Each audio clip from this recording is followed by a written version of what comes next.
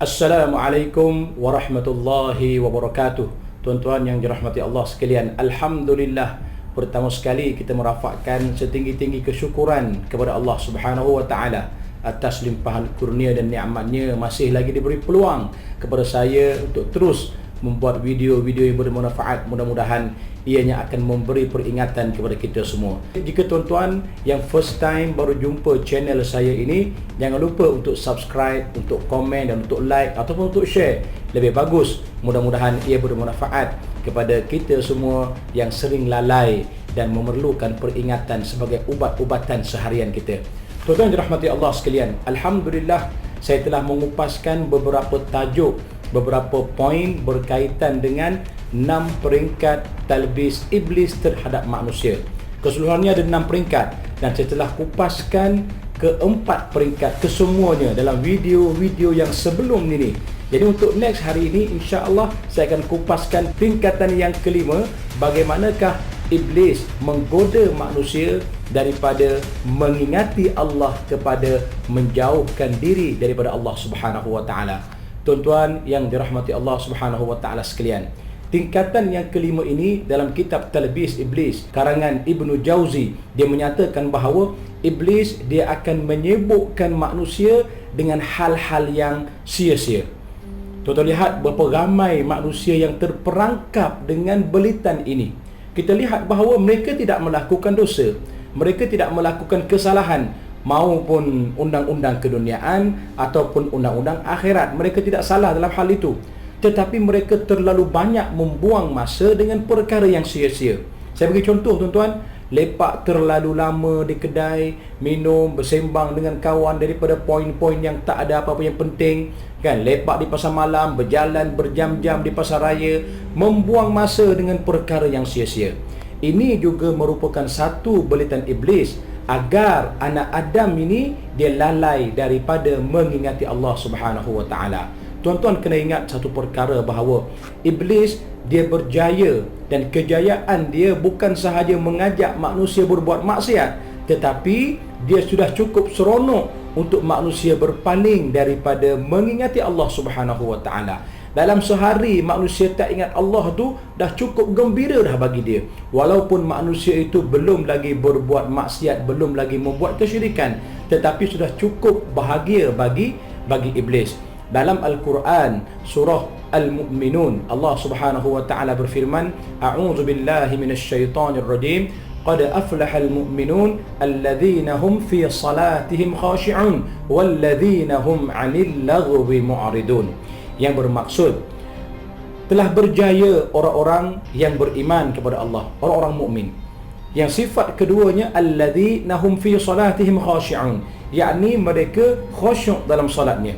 Dan yang ketiga tuan-tuan, apakah sikapnya? Ialah mereka berpaling daripada melakukan perkara yang sia-sia. Tuan-tuan lihat dalam Al-Quran, Allah Subhanahu wa taala nak sebutkan perihal orang-orang mukmin. Apakah kejayaan dia? Apakah yang membawa kepada syurga Al-Firdaus? Sebab ayat ini pada akhirnya Allah sebutkan alladzina yarithuna al-firdaus, iaitu mereka inilah yang bakal mewarisi syurga Firdaus. Hum fiha khalidun, kata Allah, mereka kekal di dalamnya. Ada beberapa perkara sifat-sifat orang mukmin yang Allah Subhanahu wa taala nak sebutkan dalam ayat ini. Di antaranya walladzina hum li furujihim hafizun walladzina hum ala salawatihim yuhafizun. Mereka memelihara kemaluannya, memelihara kehormatannya. Benda-benda yang macam tu Allah nak sebut juga dalam Al-Quran, dalam surah ini perihal orang-orang mukmin. Tetapi tuan-tuan perhatikan, Allah meletakkan kelalaian selepas daripada khusyuk. Tuan-tuan perasan tak? Kalau kita tengok balik kan, alladzina hum fi salatihim khashi'un, iaitu mereka yang khusyuk dalam solatnya. Dan yang keduanya walladzina hum 'anil laghwi mu'ridun, dan mereka ini berpaling daripada perkara yang sia-sia. Menunjukkan bahawa betapa pentingnya manusia ini sentiasa mengingati akan agamanya, akan Allah Subhanahu wa taala. Betapa pentingnya manusia mengingati akan kematian, akan hitungan amalannya, hisab dirinya, bagaimanakah dia telah buat, kan? Jangan kita leka ibarat kata kita dah cukup, dah komplit dah, kan, dah lengkap dengan segala amalan. Subhanallah tuan-tuan, kalaulah sedemikian tuan-tuan, tidak adalah sahabat-sahabat Nabi dan baginda sallallahu alaihi wasallam sendiri menangis dan berdoa kepada Allah agar diampunkan dosa dan dijauhkan daripada neraka Jahannam. Jadi kita kena ingat bahawa belitan iblis yang kelima ini sudah ramai yang terperangkap. Kalau saya terangkan yang pertama, yang kedua, ketiga, keempat, sampailah yang kelima. Mungkin yang pertama kurang mengajak manusia buat kesyirikan. Orang tahu benda syirik ini dosa besar, kan, dan tak diampunkan Allah. Mungkin kita sedar, dan mungkin juga sebahagian terjerumus ke hal itu. Kita mohon jauh, mohon Allah Ta'ala selamatkan diri kita semua. Tetapi bila kita lihat ketiga, keempat, kelima dah mula terbuka. Akhirnya kita rasakan subhanallah, selama ini pun mungkin kita telah pun terperangkap dalam belitan iblis kerana banyak membuang masa dengan perkara-perkara yang sia-sia dan tak bermanfaat.